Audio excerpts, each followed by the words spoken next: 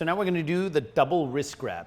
So the double wrist grab is still in line with the same concepts as the single wrist grab. So if all else fails, you always want to use what's free. Don't think about, oh, this person is holding both my arms, what do I do? Your leg is free. So if someone's holding on to you and you don't remember anything else, you can kick the knee, you can kick the shin, you can stomp on the instep, and you can give somebody a knee strike. You always have that. This is really important for your understanding in Wing Chun, that you use what's free and don't always think about a complicated thing to do. However, having said that, if you want to do a more technical response, meaning you want to strike your opponent but you also want to control them, this is the one that we teach. You're going to grab the inside of your partner's wrist as if they grab you and you grab them back. This works really well if they try to push your hands together because you can use that power, but you can also just straight up go for it yourself. I grab on the inside here. Now, using the first set of Siu Nim Tau, which we already learned in lesson 1, we had this internal rotation when we did the Siu Nim Tau form. So we had the Tan Sao, the Gaan Sao, and an internal rotation. That internal rotation we call Quan Sao. We can use it to bring our elbow forward and create what we call an elbow lever. We always want to go through the weak part of the grip, which is between the thumb and index finger. So we grab here, and I'm going to do a slight turn in the direction of the arm that I want to get out of. So I go here, I turn towards the left. Once my arm is free, I use a Paak Sao. All right, Paak Sao is an open-handed strike. You're going to learn it in set 4 of the Siu Nim Tau. So I grab, elbow lever, Paak Sao. All right, and then usually at that time they're going to let go. When they let go, you can create space and create your fence. All right, so one time at speed, this way, and then one time slow. Grab, in, Paak Sao, hands up in a fence. This is the basic elbow lever defense. But again, if you don't remember it for some reason, always remember you can kick, knee, and attack with your legs.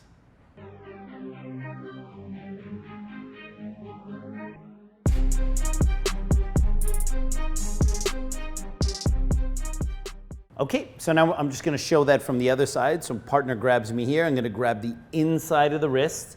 And then from here, I'm going to turn forward, bringing my elbow forward to break the grip. Once this is free, there's my Paak Sao. As soon as I'm free, I create a fence. Very important when you use the elbow lever, you don't pull the hand back out. I'm not trying to fight against the grip force. I'm trying to release the grip at its weakest point, and then I go here. So that's the elbow lever from both sides. Don't forget, you can always kick and use simple responses when somebody grabs you this way. Go ahead and practice that with your partner.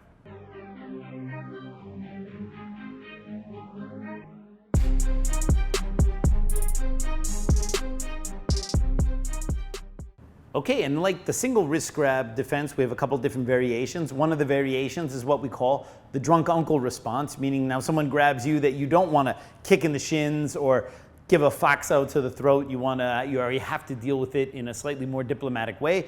When somebody grabs you, we're going to do the same elbow lever. We're going to grab on the inside, press forward, but instead of striking, we have the option to just point and make them feel bad about what they did and think about how silly they are for still holding onto your arm. Or we have another variation, which is once we do the elbow lever, I can pull his arm across, and I'm going to step in and give him what we call a shoulder launch. The shoulder launch is essentially a hit, but it's a hit that's meant as a push. I'm going to step in and launch him away this way here. Very simple. So grab inside, elbow lever, same as the standard exercise. Pull across a little bit. Step into your partner's stance so that you're displacing them. You're not just pushing with your upper body. You step in and launch, and then hands up in a fence. From the other side, I go here, grab the inside, elbow lever, can point, tell them to calm down, or you use the shoulder launch, pull across. Very important to remember the footwork. We use the advancing stance. I want to use my body to move him. I don't just want to push with my upper body. I want to step in, move away, hands up in a fence. That's the drunk uncle response for the double over wrist grab. Go ahead and practice that with your partner, and then we're going to move on to the warm-up.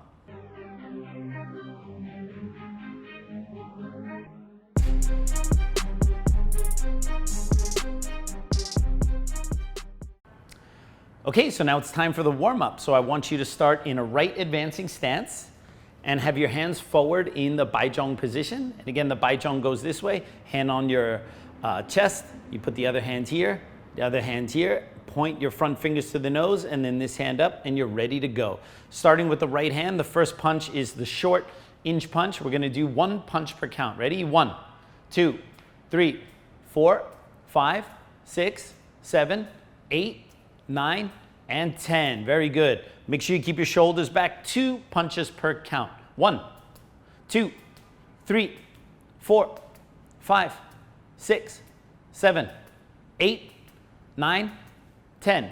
Everyone check your stance. Make sure your weight is on the back leg. You can easily lift your legs up and down. Okay, 3 punches per count. 1, 2, 3, 4, 5, 6, 7, 8, 9, and 10. Good job. As always, make sure you're landing with the bottom 3 knuckles, aiming with the ring finger knuckles. So you want a nice pulled up fist. Now we're gonna do 50 punches nonstop. Just count the punches on one hand up to 25, and then you know you've done 50, and go.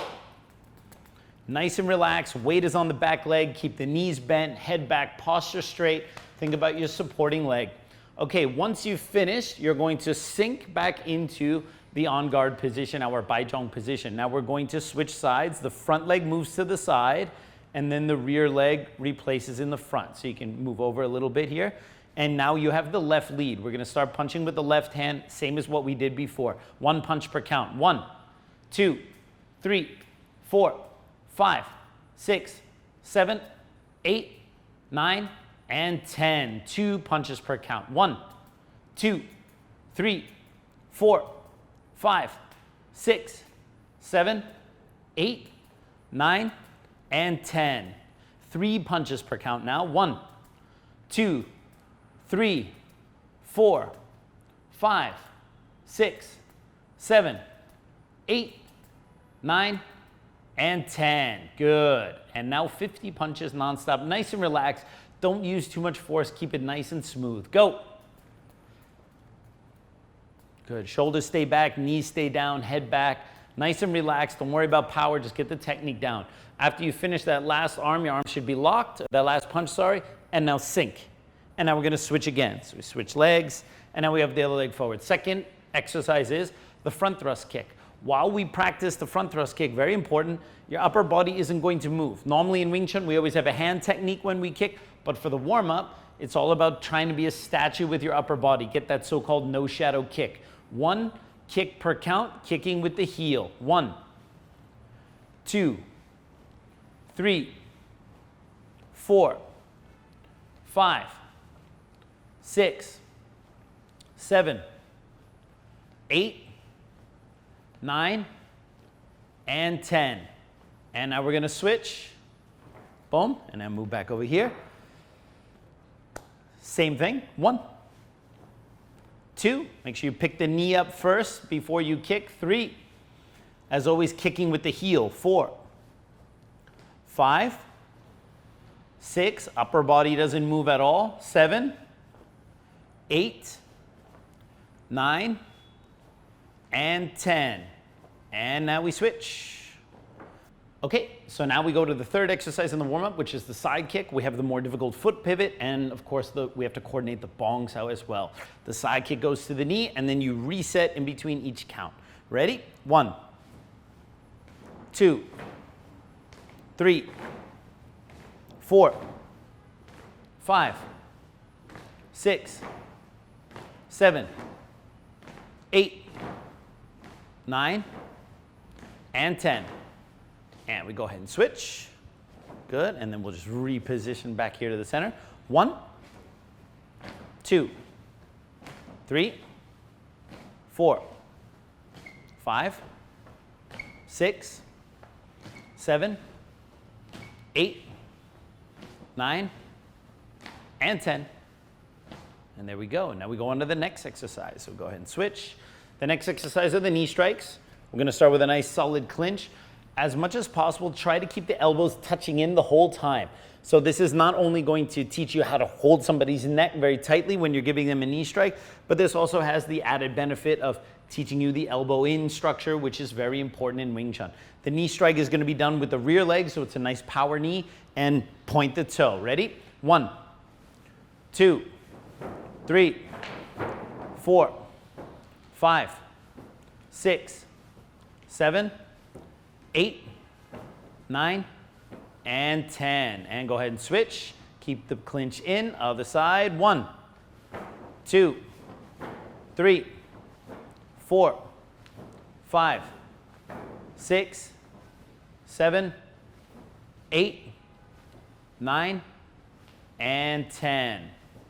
Okay, so now we go to the elbow strikes. Make sure you fully turn and shift all of your weight, turning 1 foot at a time, using the forearm to hit with the elbow and moving out of the center. Ready? 1, 2, 3, 4, 5, 6, 7, 8, 9, and 10. And go ahead and switch.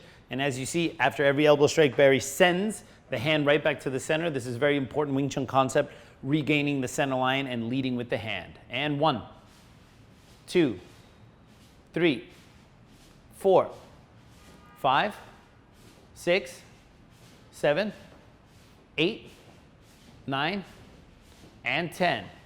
Very good. Now we go to the last warm-up exercise, which is the get-up. So we're going to start on the ground. All right, so we go in a sit-fall. You're going to set up in the position here, starting with the right leg. Make sure you send your hand forward as you throw out the kick. And 1, 2, 3, 4, 5, 6, 7, 8, 9, and up on 10. And there you go, coming up in a fence. Now back on the other side. You can practice the sit-fall on the way down if you've learned it. If you haven't learned it, it comes later, I think lesson 7. And 1, 2, 3, 4, 5, 6, 7, 8, 9, and up on 10. And there you go. That's the warm-up.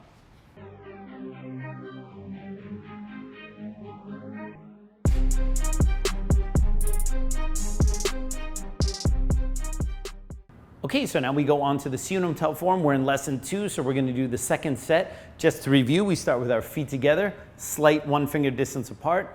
Take a nice breath, bring your hands straight up, bend the knees, open the stance, close the stance, slight hip forward. If you go here, hips are forward, but my upper body's not leaning back. My upper body's perfectly straight. So I'm going to stand here in the form. We'll review real quick. Set 1, we bring the crossed hand forward, left hand is on top. Straight down, Gaan, elbow 1 fist distance. Then we have the internal rotation, which is a little tricky for some. The left hand comes underneath, and then you bring it back, and you end up right in the same position you started in, and then you're going to pull the hands straight back. So we have Tansao, Gansao, internal rotation, and pull straight back. You can pause the video and go ahead and review that to get a little bit better at it. Then we go on to set 2. Set 2, we bring the left fist to the center, focusing on the elbow. When we punch in a straight line right along the center. When you punch, you want to land with the bottom 3 knuckles. So you don't want your fist like this. You want the fist pulled up this way here, completely locked, not bent. After that, you're going to open the hand where the palm is facing straight up. When we do the Hunsao or circling movement, you're going to bring this all the way back towards you, bringing it back in. When you get to the bottom position, I want you to close the fist in this gooseneck position. Bring it up and bring it in. Pull it straight back as if you're giving somebody an elbow strike. Then you repeat on the right side. The right fist comes to the center. You punch in a straight line. Open the hand. Full circle, bring it in, and then straight back. From the front, that looks like this. You're in the stance, focusing on the knee pressure, posture straight, left fist to the center, punch in a straight line.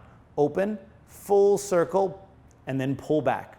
Right fist, punch, open, full circle. Make sure you finish the circle before you pull back. So never circle and pull back in one action. Finish and then back. This is what we mean by every point clear when we do the Siu Nim Tau form. That's set 2. Go ahead and pause the video and practice those on your own.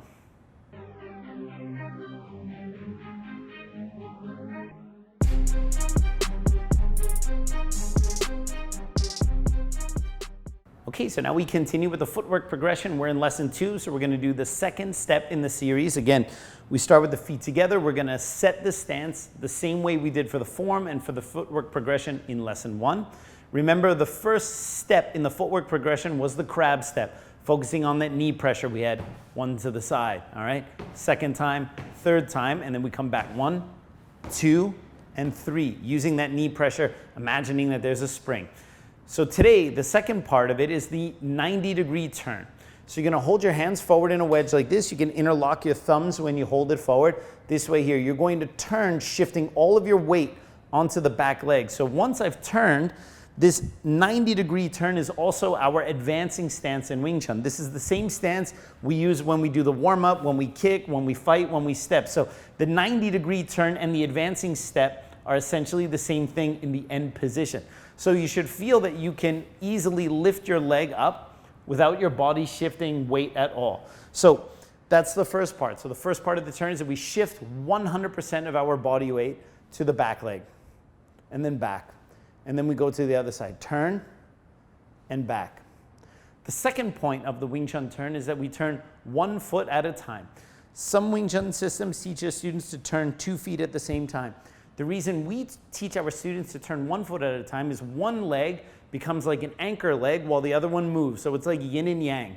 You have stability and mobility. One leg stays, the other one moves. If we move both of our feet at the same time, it feels a little bit unstable in terms of we don't have an anchor leg. So the second point, move 1 foot at a time. 1 foot turns.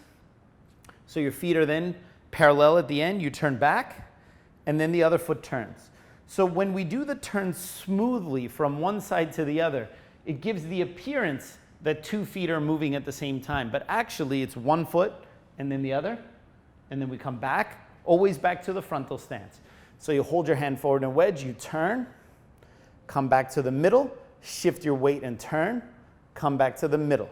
So that's the second point, 1 foot at a time. The third point is when you're in the end position, your feet should be parallel. So if you look from this angle here, when I turn and I'm facing the camera here, both of my feet are pointing at a 45-degree angle in this direction. So I don't have 1 foot pointing forward, all right, or pointing in, or this one pointing out, or this one pointing this way. They're both in the same direction. So turning this way here.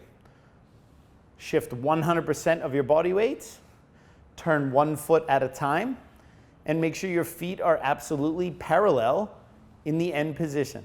And this is the 90-degree turn. From the center, 90 to one side, back, center, 90 to the other side, and back. Go ahead and practice this on your own. Multiple reps. You can't do this one enough.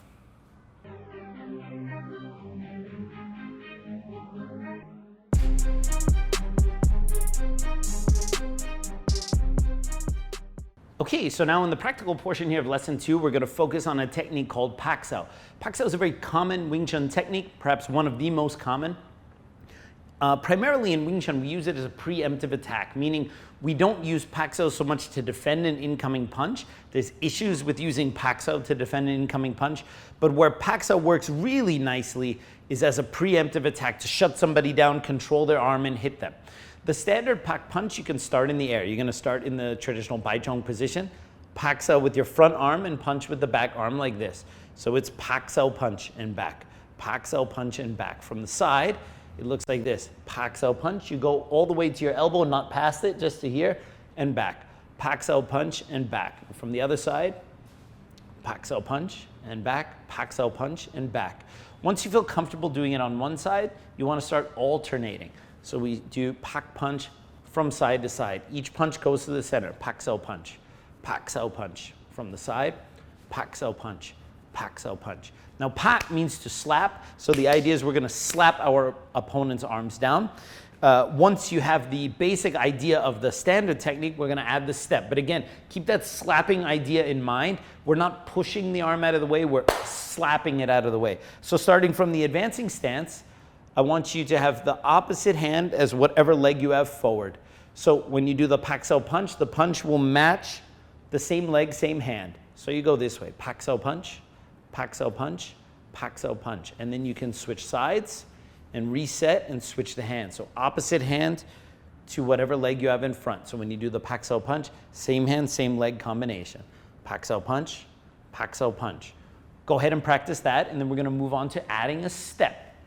So from here, same Paak Sao punch, same setup as in the previous exercise. You're going to step and use the advancing step with your Paak Sao punch. After you've done that, we're gonna reset. So it's step and Paak Sao punch. And from the side, it looks like this. Step, Paak Sao punch. From the other side, step, Paak Sao punch like this.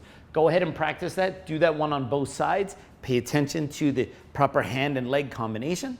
And once you feel comfortable with that, we're gonna move on to the partner exercise.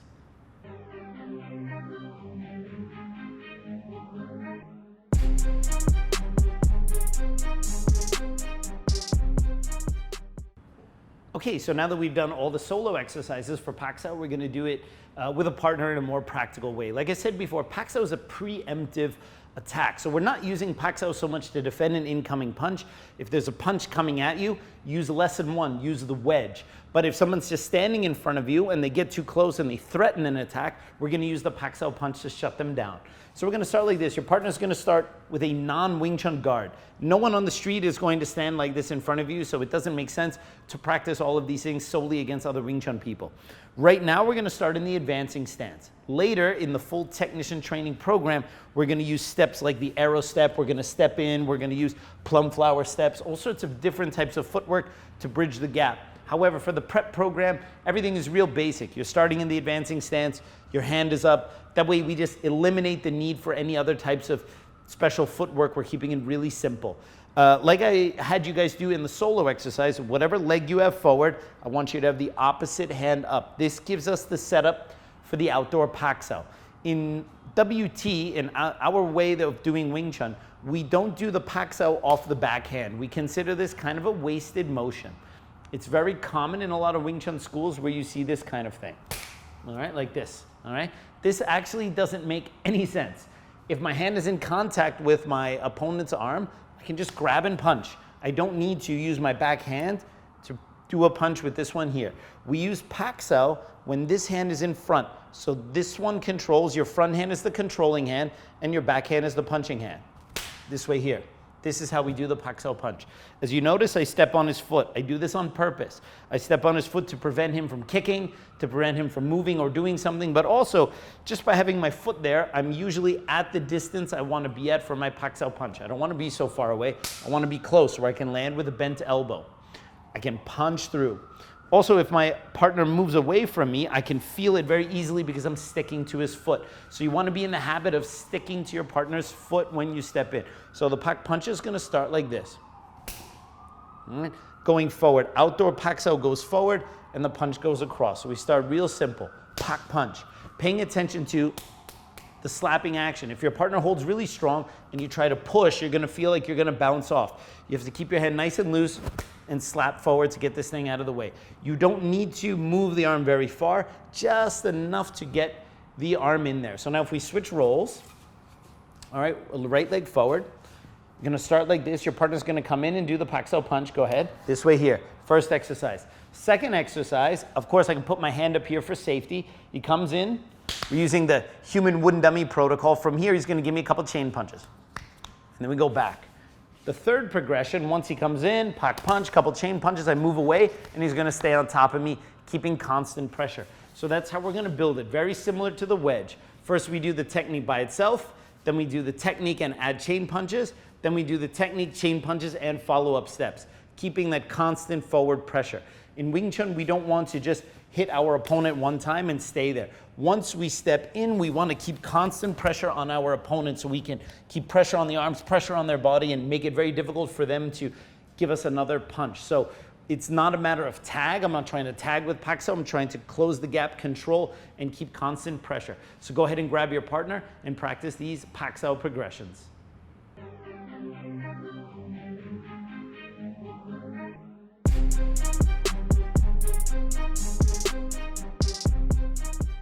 Okay, so now for the basics and concepts, we're going to work on another technique. This technique is called Gaan Sao or Gaan Da. Gaan means to split, like a chop. So this movement comes from the first set of the Siu Nim Tau. The wrist is in the center, not off to the side, right here. We can start the same way we did our other simultaneous techniques, the high Tan Sao and the Paak Sao punch. We start from this position. The front arm is going to chop down and the back arm is going to punch forward like this. Again, paying attention to the alignment, bottom three knuckles, head back, shoulders back, all that stuff. We don't want the shoulders to move forward. Everything stays back. Ganseo punch this way here. So we start front hand chops, backhand punches. This way, like that. Then you switch sides, all right? Remember when you switch, you always switch wrist over wrist. Ganseo punch, Ganseo punch, Ganseo punch. Once you feel comfortable with that, we're going to alternate them. So we alternate Ganseo, back, from here. Ganseo punch. Make sure the hand is flat, not up this way here. Ganseo punch, like this. Once you become comfortable with that, we start from the advancing stance. Same progression as the other exercises. Ganseo punch from the advancing stance. Try to match the chopping arm with whatever leg is forward. We can also do Ganseo this way. It's just more optimized on this side. So we chop like this. And of course, the other side as well. Ganseo punch. Ganseo punch, all right? Once you feel comfortable with that, like always, we add the step. So as we take the advancing step, using our front foot to pull the rear, keeping the weight back, we're going to advance Ganseo punch like this, all right? And then you can reset, advance, Ganseo punch like this. And then you can switch sides. Advance, Ganseo punch and back, advance, Ganseo punch and back. And now we're going to work on those as solo exercises, and then we'll progress to doing this as a partner exercise.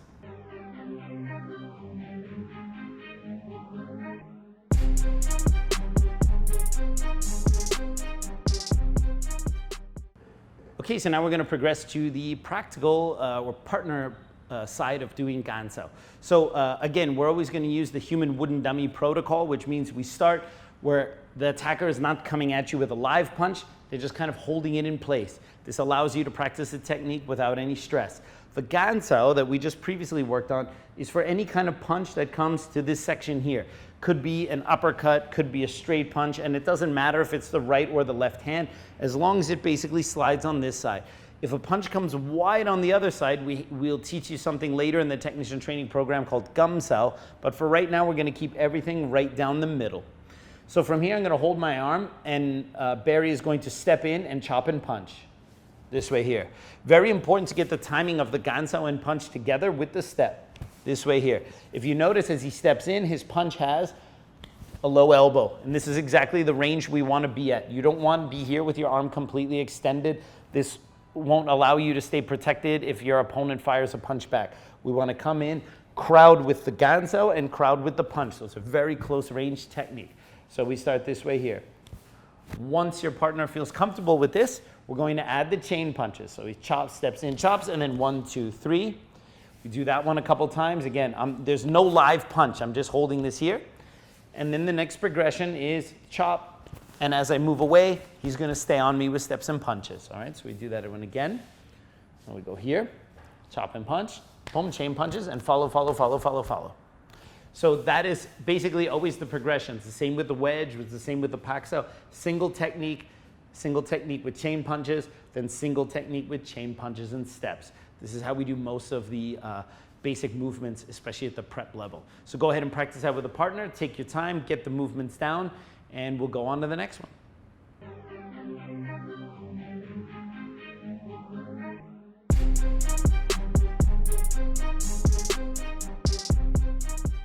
Today's workout, we're going to mix up chain punches and kicks. So we're going to do sets of chain punches, and then we're going to do some kicks. Now, in the workout here, I'm going to call out one set. When you finish this, go ahead and play the workout again. It's a good idea to not just do one set and call that a workout.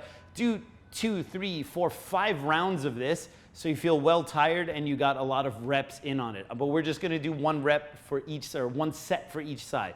So first one is single punch. We're going to do 1 punch per count. At random, I'm going to call kick. I just move out of the way. He's going to do a kick in the air, and then we continue our set. So we're going to start, the first punch is a short punch, just like in the warm-up. 1 punch per count. 1, 2, 3, 4, 5, 6. Kick.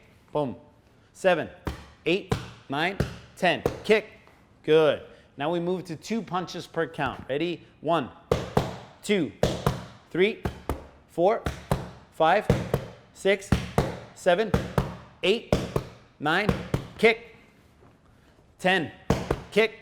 Good. Now 3 punches per count. Ready? 1, kick. 2, kick. 3, 4, 5, kick, 6, 7, kick, 8, 9, 10, kick. Good. Now we switch legs. All right. Same thing, same setup. All right. First punch is the short one on the front hand. 1, 2, 3, kick. 4, 5, 6, 7, kick. 8, 9, 10, kick. Good. 2 punches per count. 1, kick. 2, kick. 3, 4, 5, 6, 7, 8, 9, kick. 10. 3 punches per count. 1, kick. 2, 3, 4, 5, kick.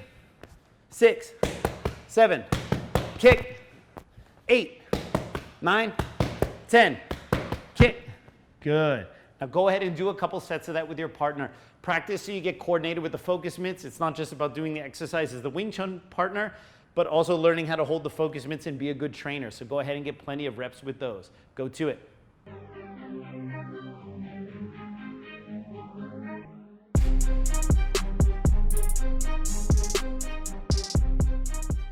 Okay, so now on to the hip 6. So we're going to start facing to the right side, back leg straight, and we're going to hold this for about 5 to 10 seconds. While you're doing this, as you see, you can put your hands on your thighs, focus on the hips. It's a lot more about the hips than the hamstrings. Now from here, you're going to shift your weight onto the back leg.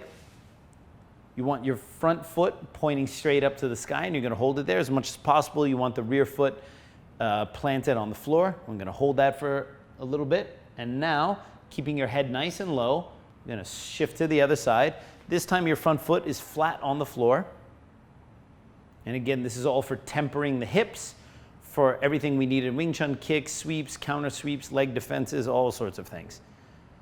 And now we go back to the first exercise, except this time to the other side. So hands there on the thigh, try to straighten the back leg, posture straight, and we hold it there.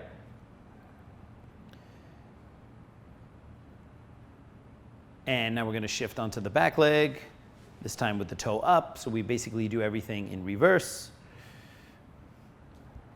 Holding it there. Again, opening up the hips as much as possible. And now from here, we shift to the other side. And this time the front foot is flat on the floor.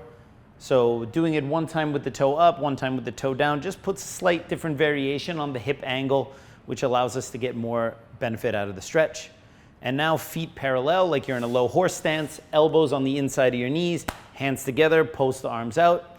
And we're gonna just chill here for a moment. You can even rock a little bit side to side, open the hips up a little bit. And now you're gonna put your hands on the floor, straighten your legs, and try to relax your head. You can even shake your head side to side to make sure that you're really not holding your neck. Now you go ahead and grab the right ankle. And grab the left ankle. And now you grab both, pull yourself in. And now as you come up, you're going to come up vertebrae by vertebrae nice and slowly. When you get all the way to the top, you're just going to do a little back bend to neutralize it. And we're done with the hip 6.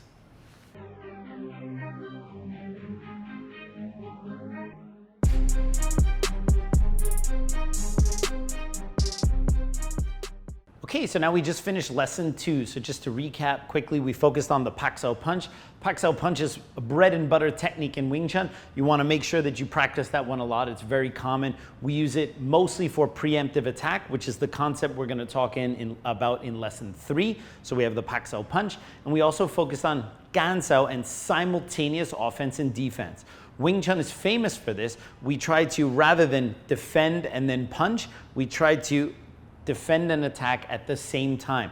That way when a punch comes at us, we solve both the defense and the counterattack in one action. This is the ideal in Wing Chun, and this will come back again and again in future lessons.